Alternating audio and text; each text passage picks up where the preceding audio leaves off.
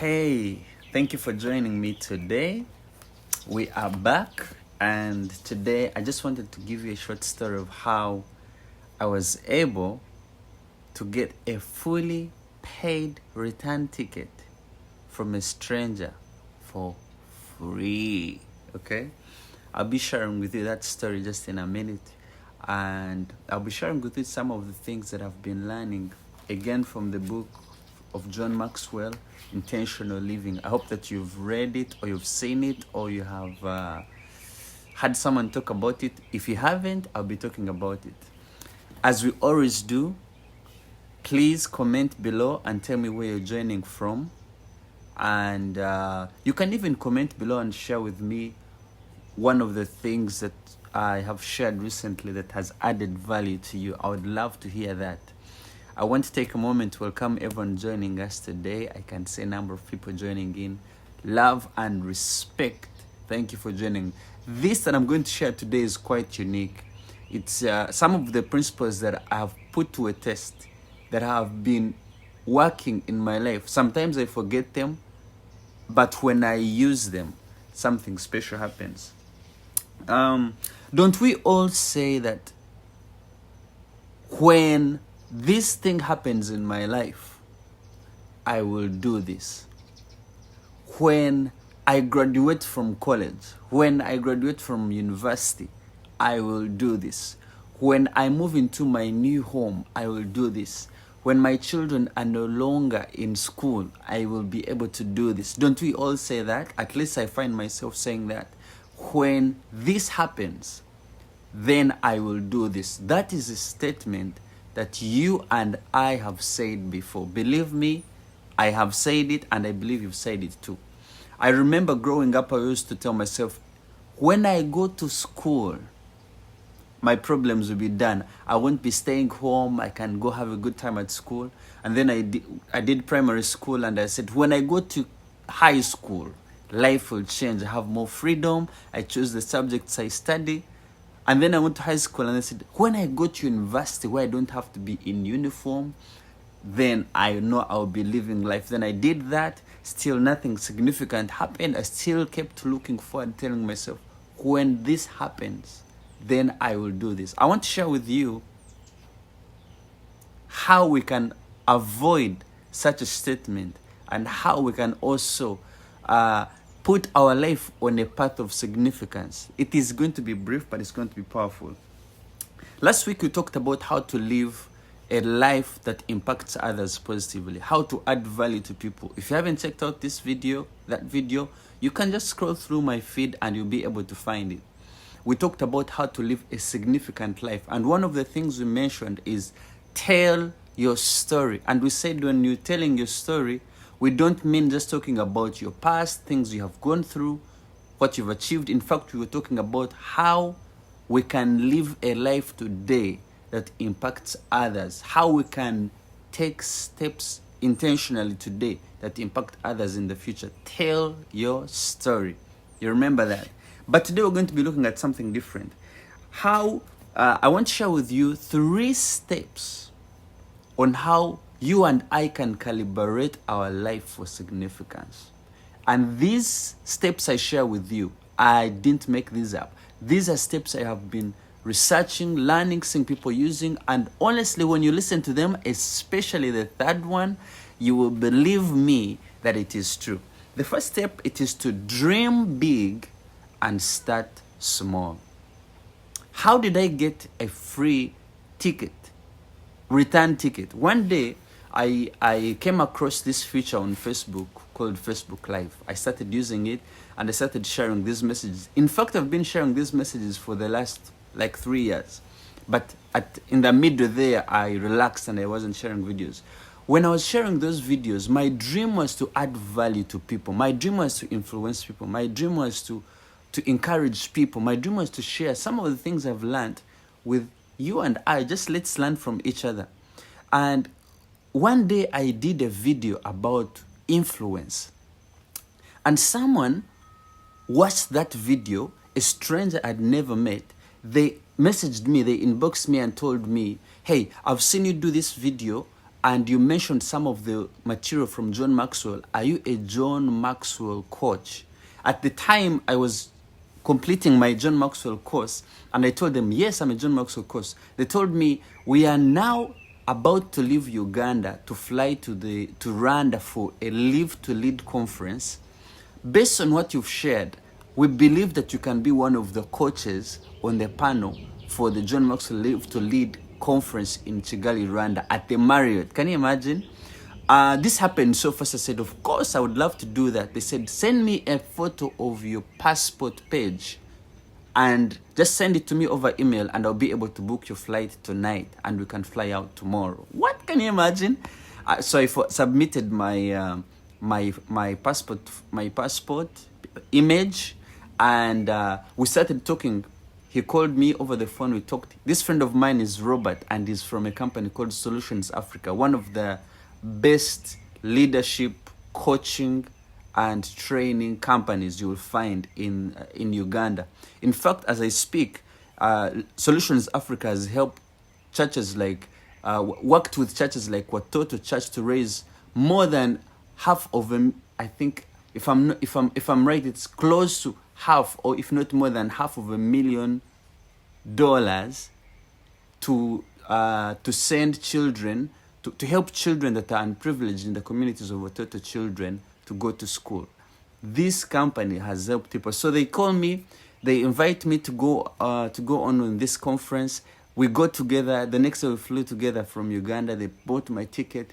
They bought everything. They were able to pay for my ticket, pay for where I was going to stay, and even my way back. Everything covered, because I just started sharing a video. I shared about what I know. I just started somewhere.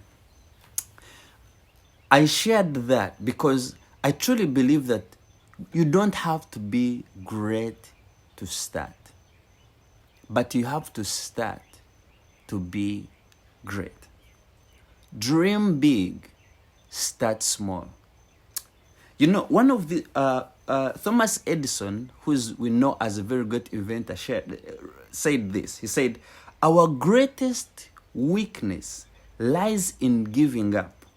The most certain way to succeed is always to just try one more time. Thomas Edison is known as an inventor who tried 1,000 times failing at the light bulb invention, and the 1,001th time he was able to create the light bulb. He kept trying. But did you know that Thomas Edison did not begin with the light bulb in inventing? In fact, it is said that he started with a voting machine, an electronic voting machine. That was his first invention. And then he invented a number of other machines that have impacted the world tremendously. He didn't start big. This weekend, I had the privilege of watching a Clemson game. Now, it's American football. If you're watching from Uganda, American football is quite different from what we know as football. What we know as football, here they call it soccer. And basically, American football is a different game. And I was privileged to watch this game. Now, if you're not an American football fan, this will still applies to you. Hear me carefully. In American football, they have, just like any game like soccer, they have a pitch, okay, where the players are going to play from. And this pitch is divided by yard lines, okay? This pitch is divided by yard lines.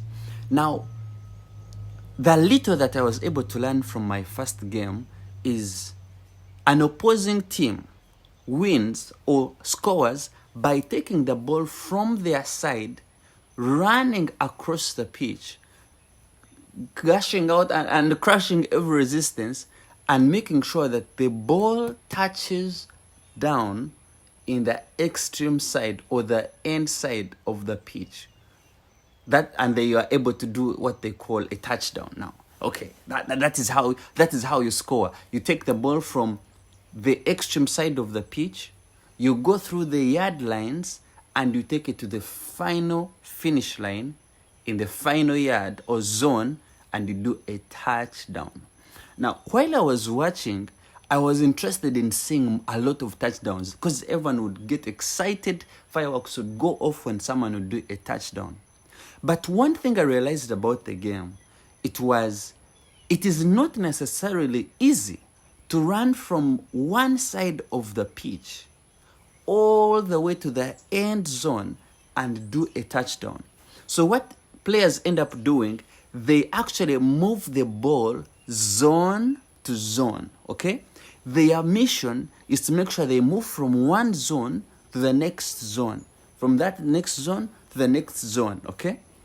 I realized that most of the touchdowns that were done during that game were as a result of moving from one zone to the next zone, and from that next zone to the next zone. It was not necessarily running from the first side of the pitch to the final side of the pitch.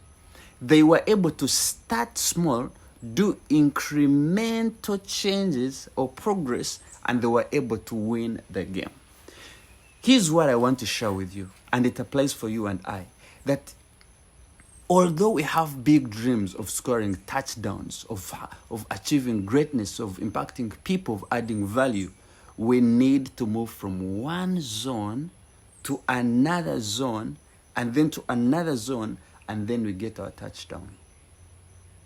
We need to start small, even if we dream big. That is the first thing I want to share with you. You might be aware of this, that at some point in our history, the first man landed on the moon and he took his first walk, okay? And his name is Neil Armstrong. He said this. When he took his first step on the moon, he said, "That's one step for man, but one big leap for mankind." Sometimes you will take what is seen in the ordinary as a small step, but we all know it was not just an ordinary step. We know it was an extraordinary leap for mankind to go from Earth to the moon. So today, as you do what you do, take one step, take it confidently, take a leap into your future. I'll finish with this. As you start small, as you dream big and start small, I want to encourage you to do this. Maybe the starting point for you to start small is to just change your association or surround yourself with people that are where you want to go. If you want to be a lawyer, hang out with a lawyer. If you want to be a musician, hang out with musicians. If you want to be a top leading team member in your company, hang with people that are best performers. See what they do different and do that. Now, I'll move on to the second point. The second point is start where you are. Start where you are. This is a quote from Parker Palmer. He said, "Our real freedom comes from being aware that we don't have to change the world. We must merely make a difference in the place we live." Okay? We start where we are. Let me tell you a story of someone who started where he was and he actually changed the world. Okay? Your goal, my goal, is to impact the world. How do we impact the world? By starting where we are. A story is told of course, we all know, or you have heard of Mahatma Gandhi.